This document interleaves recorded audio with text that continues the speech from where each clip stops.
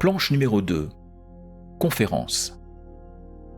Apparemment, 3 est le bon chiffre pour initier une conférence.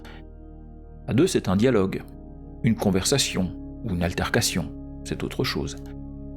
Mais à 3, nous entrons dans la société et le dialogue se transforme en conférence, même modeste. Ce qui m'a intrigué et inspiré l'envie de faire ces photographies, c'est la disposition qu'ont adoptée, empiriquement, instinctivement, les protagonistes. On parle ici de communication, n'est-ce pas, et de ses modalités pratiques. De toute évidence, il n'est pas aisé de conférer à 3 en se faisant face. Dès lors, il faut adapter son positionnement dans l'espace et créer une assemblée, disons, triangulaire. C'est ce qu'illustre les images de la planche numéro 2. Cette disposition rend impossible une rencontre frontale avec son interlocuteur. Le débat est partagé et chacun sait qu'il parle à des interlocuteurs qui réunis détiennent une majorité.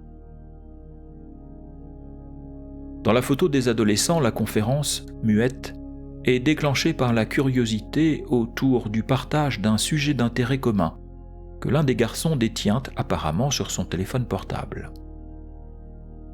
Peut-être le seul fait d'en posséder un à ce jeune âge constitue-t-il l'objet d'intérêt en question. Mais je trouve intéressant ces 3 têtes qui se rapprochent dans une sorte de communion d'esprit par l'évidence d'un univers commun. À cet âge, on n'a pas encore l'instinct de l'espace personnel, de la zone de sécurité et de la pluralité des univers de chacun. C'est un peu plus tard que chacun se met à vivre, pour ainsi dire, dans son monde. La proximité des autres n'est pas encore perçue comme une intrusion, et c'est touchant. Les cartables aussi sont intéressants. En France, ils sont toujours trop grands, trop lourds, masses énormes et informes que l'enfant doit traîner avec lui. Il est un avant-goût du fardeau d'obligations et de contraintes que la société lui réserve.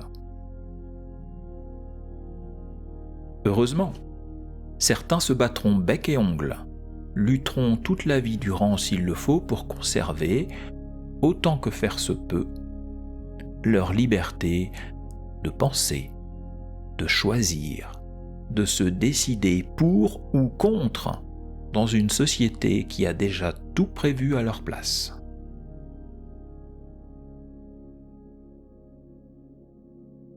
Les 3 nonnes. Quelque chose d'inhabituel m'a interpellé lorsque j'ai vu ces 3 nonnes en conversation tranquille au jardin du Luxembourg dans le 6e arrondissement de Paris. Un je ne sais quoi dans leur apparence. Leur habit religieux, leur coiffe. J'ai réfléchi.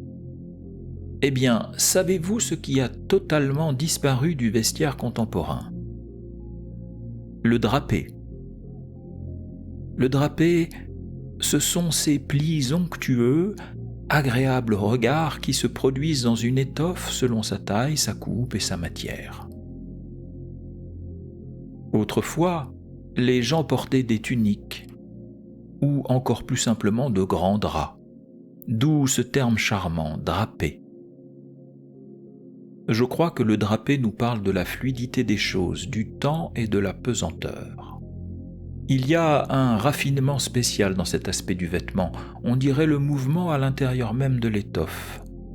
C'est le signe d'une pièce de vêtement vivante, comme quelque chose d'organique qui flotte autour du corps, comme un autre corps au-delà du corps physique. C'est un peu la métaphore de l'aura. Si le drapé nous parle de la pesanteur, il évoque aussi par conséquent sa maîtrise, la légèreté. La légèreté dans un monde dense et pesant. Bien sûr, considérer la foule de la rue en ce début de XXIe siècle est loin d'offrir un tel spectacle. Mais je suis sûr qu'il a existé dans ce monde, en d'autres temps, des personnes dont l'allure, la démarche, devaient être toute grâce. Leurs vêtements, âmes, flottant autour d'elles et leur personne maîtrisant la pesanteur devait se mouvoir dans la légèreté. La suite de cette analyse photographique se trouve dans le lien en description. À bientôt sur Laconique.